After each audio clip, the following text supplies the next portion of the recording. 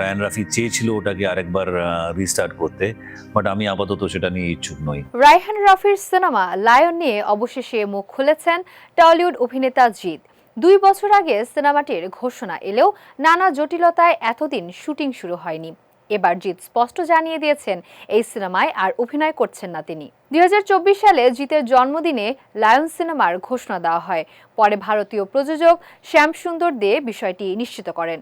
বড় বাজেট ও বৃহৎ পরিসরে নির্মাণের পরিকল্পনার কারণে শুটিং শুরুতে দেরি হচ্ছে বলে জানিয়েছিলেন রায়হান রাফি।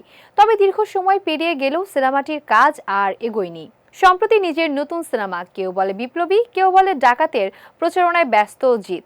বিভিন্ন সংবাদ মাধ্যমকে দেওয়া সাক্ষাৎকারে লায়ন প্রসঙ্গে তিনি জানান, এক পর্যায়ে সিনেমাটির কাজ থেমে যায়। পরে কাজটি আবার শুরু করতে রাফি আগ্রহ দেখালেও সেই প্রস্তাবে রাজি হননি তিনি। নিজের সিদ্ধান্তের কথা নির্মাতাকেও জানিয়ে দিয়েছেন জিৎ।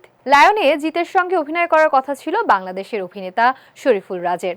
ভারত বাংলাদেশ যৌথ প্রযোজনায় নির্মাণের পরিকল্পনা ছিল সিনেমাটির। তবে জিৎ সরে দাঁড়ানোর বিষয়ে এখনও আনুষ্ঠানিক প্রতিক্রিয়া জানাননি রাফি। এদিকে লায়ন আটকে থাকলেও ব্যস্ত সময় পার করছেন রাফি। মুক্তির অপেক্ষায় রয়েছে তার নতুন সিনেমা আন্ধার। পাশাপাশি খুব শীঘ্রই আফরান নিশোকে নিয়ে সুড়ঙ্গ 2 এর শুটিং শুরুর কথা রয়েছে।